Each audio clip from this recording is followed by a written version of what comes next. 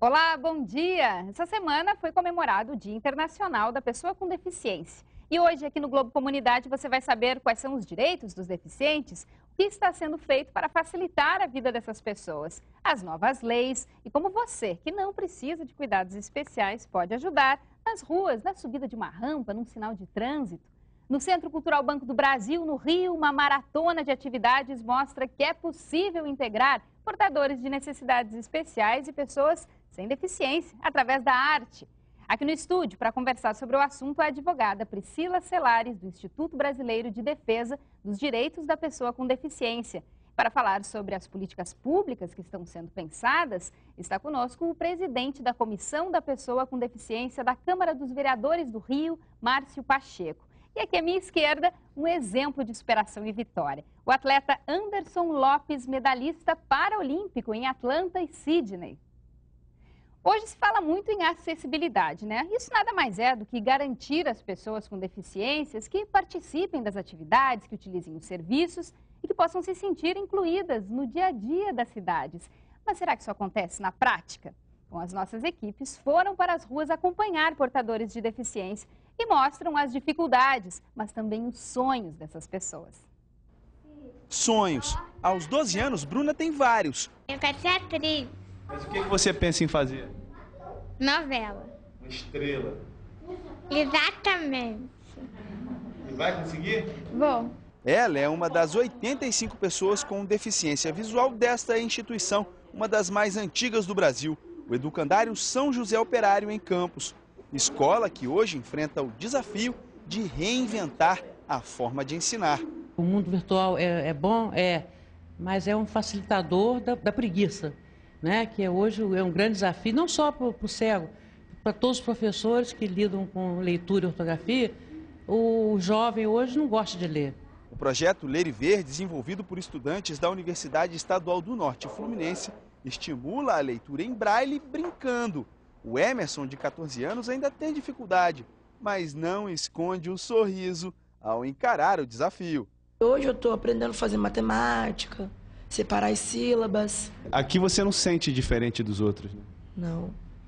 Segundo o idealizador do projeto, também deficiente visual, o fundamental para a vida dessas crianças é que elas entendam o valor da leitura. Começam a ler avidamente, na medida em que eles percebem que a leitura está ao alcance dele. Mário é o presidente do Conselho para a Inclusão Social da Pessoa com Deficiência em Campos. O rosto de uma criança dessa, quando ela começa a ler em cima de alguma coisa que deixa a gente compensado dos esforços. No ano 2000, o censo realizado pelo IBGE revelou que, naquela época, cerca de 25% da população de Campos, quase 100 mil pessoas, tinham algum tipo de deficiência. Mas parece que esses números nunca foram muito levados em consideração, principalmente no que diz respeito à arquitetura da cidade. Gelsinho sente na pele esse descaso. Há 12 anos enfrenta obstáculos e não são poucos. Começam no estacionamento. É preciso contar com a boa vontade. A maioria das vezes é isso aí, você vê, tem um carro de uma pessoa normal com a placa, com a letra grande e não respeita. Sempre enfrentando essas dificuldades. Pelas calçadas irregulares, mais dificuldades. Hora estreita, inclinada e ainda por cima, com um poste bem no meio do caminho. À frente, a escadaria, que mais parece um muro.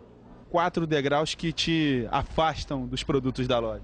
Isso, com certeza. E até inibe a gente de vir, porque vai chegar aqui, vai precisar de ajuda.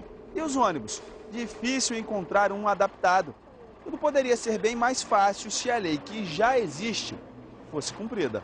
É muito complicado, falta boa vontade, falta poder público chegar em cima e atuar mesmo, fazer uma força bem em cima para que isso seja resolvido.